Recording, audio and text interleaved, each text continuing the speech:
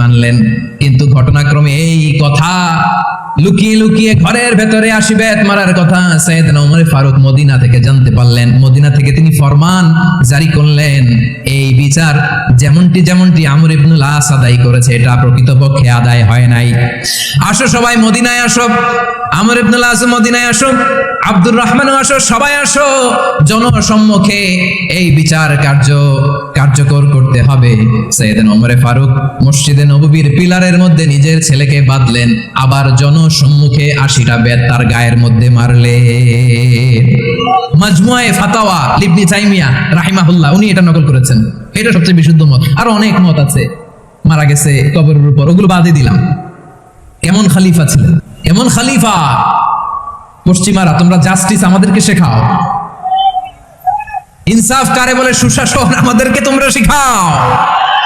ওমর ফারুক রাদিয়াল্লাহু তাআলা ওই বিচারকে তিনি ধর্তব্য মনে করেন নাই। মদিনাতে এনে আবার জনসম্মুখে আবার 80 বেত মেরেছেন।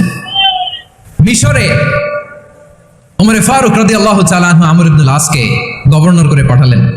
সেখানে আমর ইবনুল আসের ছেলে একটা প্রতিযোগিতায় রানার আপ হয়েছে, এক মিশরি সেখানে চ্যাম্পিয়ন হয়েছে। রানার আপ বুঝতে পেরেছেন তো? রানার আপ সেকেন্ড হয়েছে, এক মিশরি হয়েছে চ্যাম্পিয়ন প্রথম। কিন্তু গভর্নরের ছেলে ও জিততে পারে নাই, ও রাগে ওই মিশরির গায়ের মধ্যে কয়েকটা লাঠি দিয়ে বাড়ি মেরেছে। মিশরি যে মদিনাতে ওমর ফারুকের কাছে বিচার দিলেন, আপনার গভর্নরের ছেলে অন্যায়ভাবে আমার গায়ে হাত তুলেছে।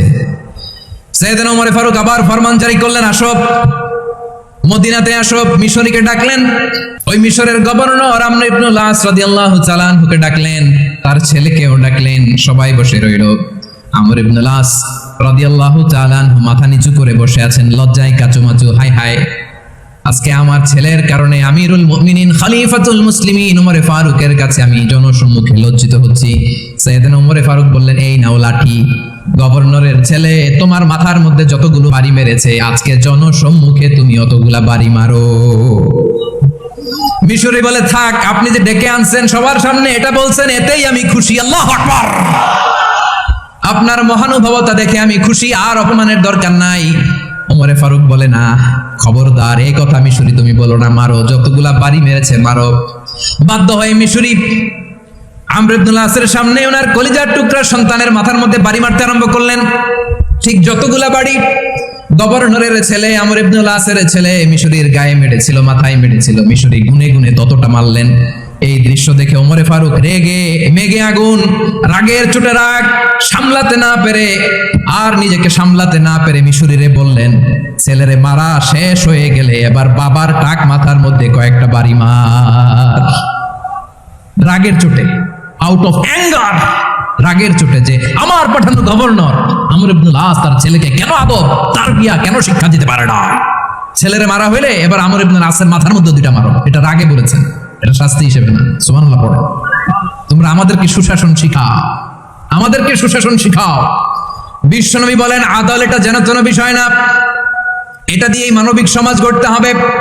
আল্লাহ তাআলা কিয়ামতের কঠিন ময়দানে যেদিন স্বামী স্ত্রীকে চিনবে না, স্ত্রী স্বামীকে দেখে পালিয়ে যাবে, বন্ধু বন্ধুরে চিনবে না, পীর সাহেব মুরিদরে চিনবে না, মুরিদ পীর সাহেবরে চিনবে না, দলের কর্মী তার নেতারে চিনবে না, নেতা তার কর্মীরে চিনবে না, বন্ধু বন্ধুরে দেখে পালাবে। এই কঠিন মুহূর্তে সূর্যটা মাথার কাছে চলে আসবে, জমিনটা তামার জমিন হবে, আজকের জমিনের মতো নয়। মানুষ ঘর্মাক্ত, ক্লান্ত, শ্রান্ত মাথার মগজগুলো কানের ছিদ্র আর নাকের ছিদ্র দিয়ে বেয়ে বেয়ে পড়বে।